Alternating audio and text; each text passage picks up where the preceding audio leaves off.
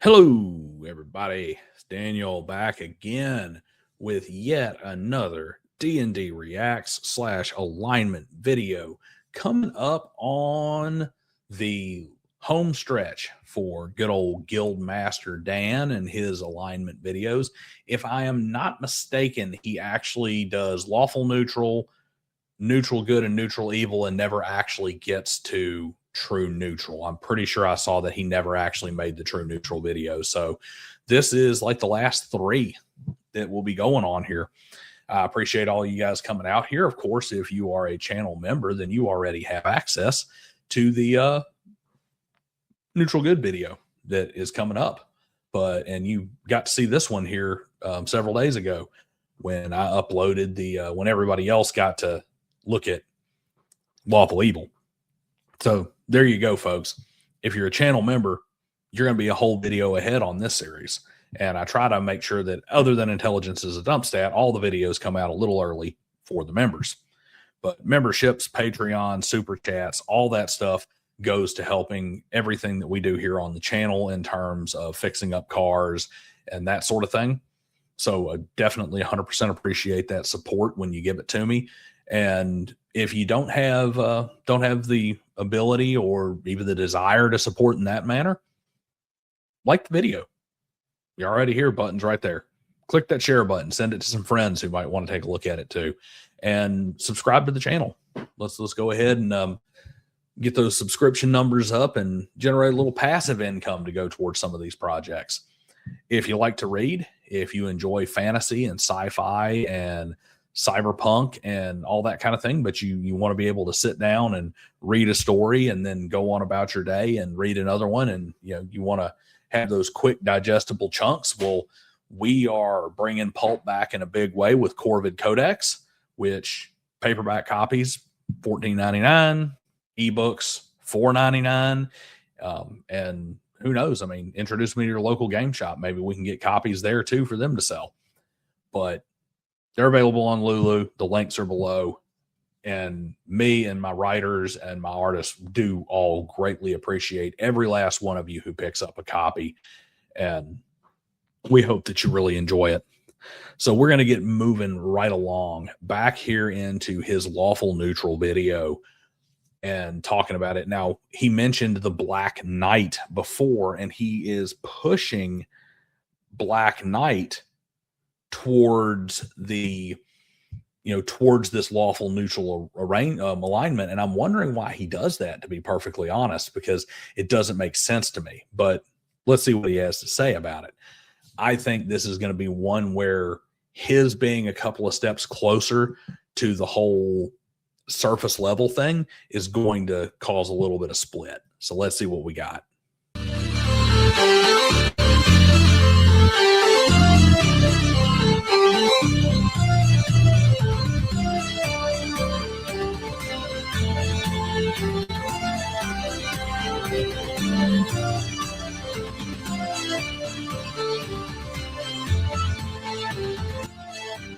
All right, so this time he had Spock's dad in Spock's father in true neutral.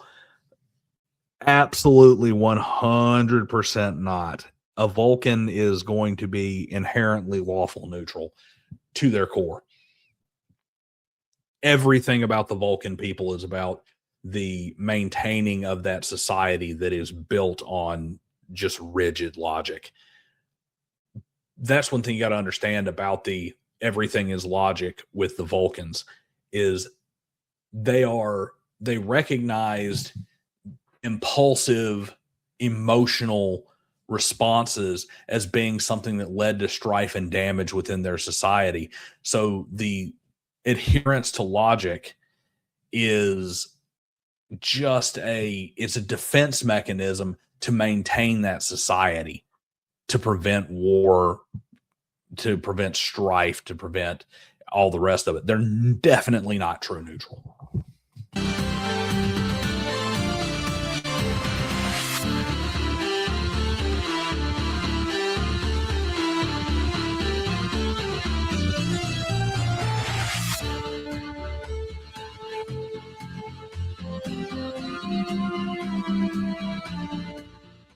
In the previous segment, I briefly described a character archetype I called the Black Knight. This is the character that has a code of honor but still loyally serves an evil master. As I said before, many gamers tend to associate this archetype with lawful evil, when the truth is that it is much more representative of lawful neutral. The neutral alignments can be very difficult to describe as they deal in ambiguity. They're just not as clear-cut as the four extreme counterparts, which themselves can be very murky. The important thing to remember when trying to understand these alignments is which side of the spectrum is neutral. Lawful versus chaotic is dealing with belief, while good versus evil is dealing with motivation. That means if the belief spectrum, law and chaos, is neutral, then that character is ambiguous or limited on what their principles are. If the motivation spectrum, good-evil, is neutral, then the character is unsure about whether they care about others or not. In this case, we're dealing with a principled neutral character. As such, this is a character that is firm in their principles, but is unsure or limited in their motivations. All right, so I'm not entirely on board with that. This is like I said, it's definitely a place where we are separating because he is getting too granular. He is getting too focused on the individual, the low surface level of the character, as opposed to getting deep into their psyche and into their id. And it's really there's a break in the morality here. So first off, like I said in my videos, you have to separate the two different areas of neutrality. It sounds like he is not going to address the philosophical neutrality at all. So we'll just go ahead and, for this video and for the following neutral videos, we will set aside the philosophical neutrality of trying to balance things or trying to focus on a balance. And we will focus entirely, especially when we're talking about lawful neutral and chaotic neutral, we will focus entirely on the aspect of it where it is the either don't know, don't care. As he said, maybe they don't even understand motivations, things. I don't think there's really a you don't know or you're unsure of your motivations. I don't think that's really a thing when it comes to morality, but you can be relatively apathetic towards morality, and you can be more of a basically like a, let's just call it a cowardly evil, where you're really pretty selfish and you're not really willing to upset the status quo that much, but at the same time, you're kind of too much of a chicken shit to go like hurt people to get what you want. Or perhaps maybe you could say that somebody who's like, they're selfish, but they have a conscience. In order to better understand this, why don't we take a look at our two examples? Our expected example has lived a long time and seen both blessing and tragedy. However, it is in the face of tragedy that she has devoted herself to a cause in an attempt at redemption. Our expected example is the beautiful, deadly, devout Justicar Samara of the Mass Effect trilogy. Going to be another one that I don't know hardly anything about here. I never played Mass Effect. Don't really care about Mass Effect. My buddies told me about it a few times. But I guess I'm going to have to go and I'm going to have to basically take everything he says at face value. When the most talented of her three daughters, Morinth, chose a life of manipulation and murder, Samara swore herself to the code of the Justicar, becoming a paragon of justice in order to stop her. Having been on this path for centuries, Samara has traveled the stars, living as the code dictates. The reason why Samara is principled is obvious, but is the extent at which she is principled that is of note today. Samara has and never will disobey the code, even at the cost of lives. That is not to say that she will needlessly murder, only that if the code dictates that your life is forfeit because of your actions, then your life will be ended without hesitation. Regardless of her feelings on the matter, she will carry out the sentence. This fact is telling of why Samara is neutral. Though the code of the Justicar was designed as a force for good in the galaxy, she does not dispense justice out of conscience, but out of duty. Samara long ago gave up her personal motivations for the sake of her principles. Her devotion is best illustrated in Mass Effect 3 when Samara is faced with a harsh reality. The code calls for her to kill her last living daughter at no fault of her own. Samara admits that for the first time in her life, she is tempted to break her oath. But instead of doing this, she instead attempts to commit suicide, because that's not forbidden by the code. Though she wishes to act selflessly in this moment, she will not, because her code forbids it. On the flip side, though, Samara isn't selfless, she's not selfish either, as is demonstrated when Shepard tries to romance her. Samara will express that she feels affection in return, and will even be tempted to reciprocate it, but will pull away at the last moment. See, even though the code does not forbid romantic relationships, she cannot allow herself to get involved in one because she feels it will distract from her duty. Further, Mass Effect 2 reinforces this belief over motivation mechanically. Even though the player is capable of committing acts that would normally cause Samara to execute them, she will not, because when she joined the party, she swore an oath of subjugation, which is a part of the code that swears her to service to another's cause and morals. Convenience aside, it mechanically means that she will not kill Shepard even if she knows he or she deserves it. Samara is a great example of a lawful neutral character because she long ago gave herself up to become her principles. Her thoughts and feelings don't matter. All that matters is the code. Similarly... Okay, so yeah, that's kind of lawful neutral. Now, there's a way you can sit here, and this is where the being too surface level kind of kicks it, is what is the reason why? What is the motivation behind why she swore herself to that? Did she swear herself to uphold this particular entity or this whatever society because she feels that society does the most good for the most people, and that is her sacrifice? Did she do it because she feels that it is a way for her to have the most power and to service herself? Or is it something more along the lines of she doesn't really care? This is what she's chosen to do. This is where she's at. And she's just kind of stuck to it. So you're going to stick to it because she's going to be true to her word. I mean, the whole thing about her daughter and her trying to kill herself, it's like that is borderline an evil act on both sides. That is a selfish motivation. That is her, both decisions. One is her trying to circumvent one is her killing an innocent who means something to her purely because her code demands it, which would actually be the lawful neutral selection there. But the trying to kill herself is actually lawful evil. It's like, well, how is that lawful evil? Well, because she's doing it for a very selfish reason. She's trying to circumvent her own word, her own oath, in order to avoid doing something she doesn't want to. It does sound like she is largely lawful neutral, but there is some vagary in there that kind of prevents it from happening. But long and short, the fact that she's just like, the code is the code is the code is the code, and that's what I'm dedicated to, is pretty much lawful neutral in the fact that she is not going to change even if that organization, say, starts to do something different. Like it goes from being a very good to being a very evil organization. The leader of the nation changes and the nation starts to basically, she follow the German chancellor, whether it's Adolf Hitler or it's, whatever the anti-Hitler is. Like, she followed the Kaisers and she followed Hitler and then she followed whoever came after Hitler.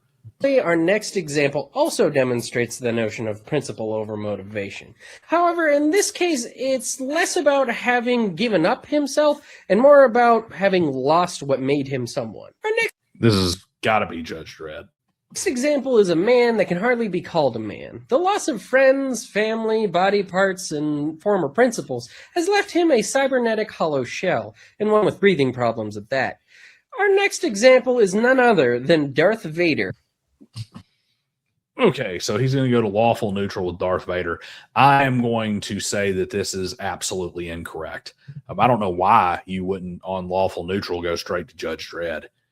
I mean, maybe this is because this is supposed to be the surprising person, but let's have some fun here. Let's see why he thinks that Darth Vader is lawful neutral. What? I'm sorry, Deadpool fans. I can't hear you over the hordes of angry Star Wars fans. Could you maybe speak up a little? Yes, Darth Vader, the character that is generally considered an icon of evil, yet is placed in a position of reverence by popular culture. Vader is not evil, my friends, at least not as far as D&D alignment is concerned, and I'm here to explain why. First, I must clarify, Star Wars is pretty big, and now with multiple continuities. So today we're going to be talking about Darth Vader from the original film trilogy, particularly from A New Hope. Many gamers would agree with me that the Sith Lord is lawful. He is a force for the Empire and loyally serves his master, Emperor Palpatine. Further, he's also a dedicated student of the dark side of the Force. Emperor Palpatine may be a merciless and power-hungry master, and the dark side may preach hate and greed, but both are a form of principle. For Darth Vader, Emperor Palpatine's will is a cause, and the dark side of the Force is a creed to live by. Just as Samara's code was created as a force for good, the dark side is a force for evil. And just as with Samara, Vader follows his code. But Dan, you cry or rage, you just said it. Darth Vader worships the dark side. The dark side is evil. Evil! And the Justicar's code is selfless, but Samara isn't. Vader, too, isn't a selfish person. He has no motivations. He has become far more machine than man. Consider the state that Darth Vader is in at the end of Revenge of the Sith. He burnt away everyone and everything he ever cherished in a grab for power that failed when he was mutilated by his former master and best friend. He is then rebuilt by his new master that he intended to betray and told that his last vestige of hope and humanity, his beloved and pregnant Padme, is dead. Anything that remained of Anakin Skywalker was buried so deep beneath despair and self-loathing that the being that remained, the cyborg known as Darth Vader, gave himself over to his new principles. Under these principles, he committed heinous acts such as torture, betrayal, and genocide, but he did so without any motivations. Vader did anything that seemed the most efficient way to carry out his orders and to live by the dark side. There was no selfish intent behind torturing Princess Leia for information, only a goal set by his master and a means to achieve it. The same could have been said for the destruction of Alderaan if it hadn't been Tarkin that had ordered the attack. Over the course of the trilogy, we see his emotions reawaken when he learns that his son is alive, and he struggles against his devotion to his principles. But this really only reinforces that his devotion to the principles was there in the first place. The natural state of the character, the one that we meet in A New Hope, is a tool of the Empire. There's nothing left in which to be more than that. He follows orders and upholds the ideals of his principles, all without selfish or selfless motivation. Darth Vader is principled neutral. Yeah, he's wrong. He's just dead wrong on this one, even by his own pushes here. So let's see here. Let's even include the fact that he's going back to the prequels here. Everything Darth Vader does is for himself. He is very much the epitome of lawful evil in this regard. The Sith code, especially if you take the prequels, the Sith code is about selfishness and self-gratification. It's about the aggrandizement of the self. That is what makes it evil. Everything that Anakin Skywalker does to become Darth Vader is motivated out of selfishness. It is motivated out of putting what he holds dear over the rest of everybody else. It is motivated over him wanting it now as opposed to having to wait for it. And then even when you get into A New Hope and stuff, he finds his son alive. What does he say? Join me and we will rule the galaxy as father and son. We will kill the Emperor. We will take over the system. We will become the people in charge. We, me, I, us. This is all very selfish motivation. Why does he follow the Emperor who he was going to betray? Speaking of evil, because he tells her that he can bring Padme back to life. Everything is a selfish motivation within Darth Vader. Now, perhaps Darth Vader kind of numbs himself into kind of a resignation, like into an empty, hollow shell throughout, and just kind of gets to the point where it's all, everything that was once inside is burnt out to a certain extent. As Obi-Wan and as Dan said, now more machine than man. But the character of Anakin Skywalker throughout the entirety of the movies and the expanded universe and everything is consistently lawful evil until the very end, when he becomes the redeemed villain and finally sacrifices himself for others. and redeems himself right at the very end. Up until that point, lawful evil. And Luke has to work on it to drag him out of that. Definitely not lawful neutral. He definitely missed the mark on this one. First one, I'm sure, is fine. Like I said, I have to take it entirely at face value. And by description and by the way he talks about her, yeah, she sounds like she's lawful neutral. So what can we learn about this alignment from these two people, and what about that Black Knight archetype that I keep mentioning? What all three have in common is that they uphold their principles over personal motivation. Whether they do so in spite of that motivation or whether they have simply lost it, the lawful neutral character is one that has no motivation. Okay, that's a knight, not the Black Knight. A Black Knight, Dark Knight, Evil Knight, whatever, is exactly that, an evil knight. Their motivations are served by the society, are served by the principles and by the rigid structures. This is where you really have the problem when you start trying to call lawful just principled, as opposed to having it tied to greater tradition and greater society, as in being one who operates within the system, as opposed to somebody who is just merely has a code or is principled. As you start to blur the lines and you lose the definition of what it means to be lawful. All this character has is their principles. Any selfless or selfish motivation is either squelched or lacking. Now that we've seen two examples of motivation-related ambiguity, it's time that we tackle the middle column of the chart, starting with some ambiguous beliefs. Next time, let's kick off the final stretch of the series by talking about what it means to be neutral good. Okay, gonna come up on neutral good. Neutral good ought to be a fun one. I think that's going to be an easy one for him. To be honest, I think the neutral alignments in general have been where he stumbled the hardest. Or I'm sorry, not the neutral alignments, but the lawful alignments have been where he stumbles the hardest, to be perfectly honest. Though he did have a very good lawful good video. I think he hit pretty hard on that one. Lawful evil, lawful neutral, he stumbled quite a bit.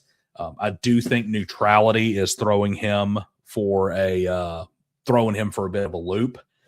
And just like I said, when I was doing the lawful or the neutral stretch, and when I was talking in particular, when I was talking about chaotic neutral and lawful neutral, I'd said that moral neutrality, it's divorcing morality, your ethics from morality, is a lot more difficult than divorcing morality from ethics. But we'll see how he handles it.